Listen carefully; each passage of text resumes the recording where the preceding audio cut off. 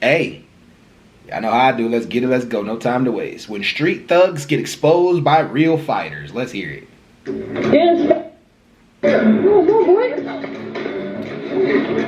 Come on, wake up,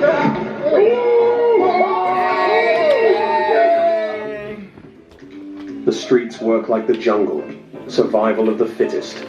Everyone's out to prove they're tough, and violence becomes the language of dominance. Yep. Once a street thug earns a bit of street cred, they start believing they're untouchable, invincible even. But here's the thing. Damn. Street bravado doesn't stand a chance when it meets real discipline. In today's video, we're diving into wild, jaw-dropping moments where loudmouths picked the wrong fight and got humbled fast. These thugs thought they were running the block until they crossed paths with real fighters. We're talking trained pros, black belts, Muay Thai assassins, and Brazilian Jiu-Jitsu monsters who shut it all down with calm precision. So buckle up, because you're about to witness exactly what happens when street thugs get exposed by real fighters. Oh, and don't forget to hit that like button and subscribe. Gotcha. Because you won't want to miss what's coming next. Gotcha. Subscribe.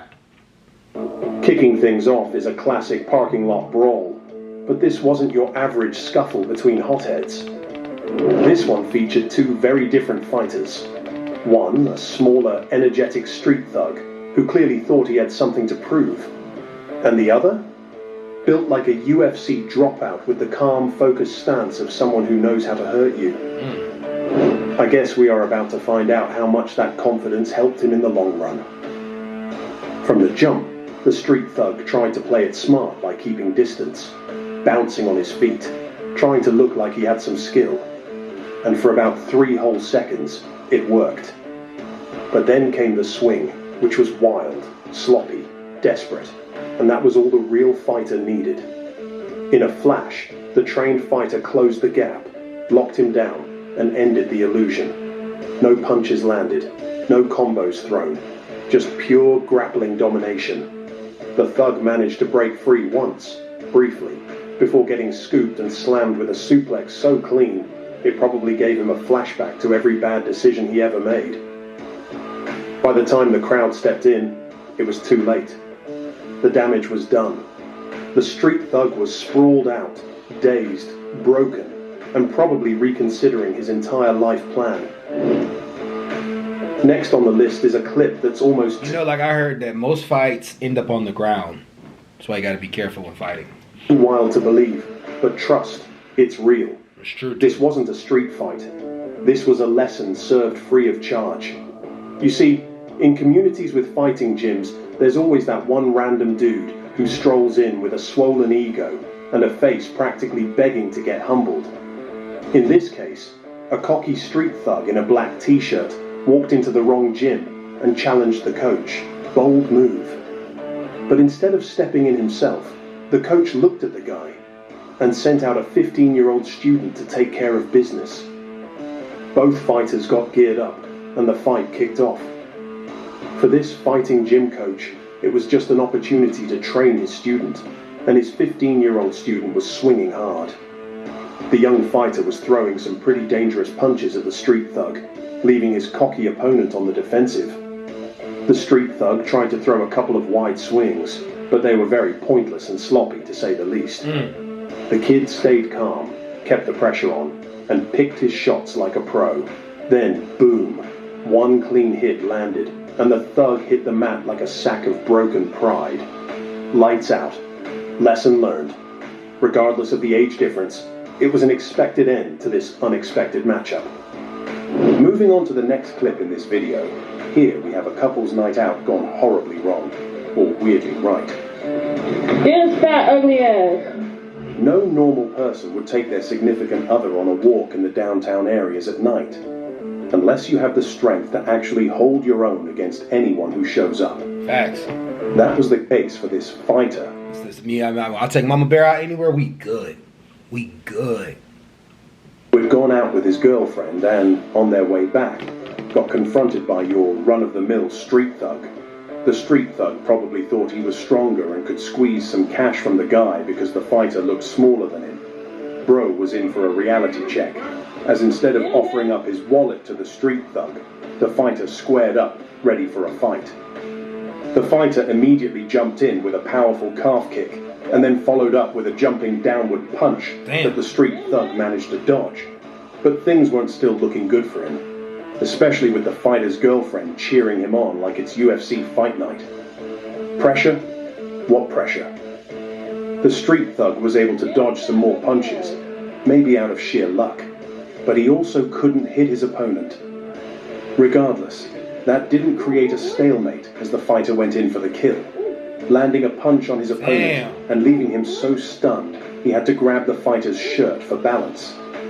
It was about time this fight came to an end, and the fighter thought the same, launching a high kick at the street thug's head and knocking him out cold. That brought the fight to an end, and that street thug will probably stay home and never harass another random couple again.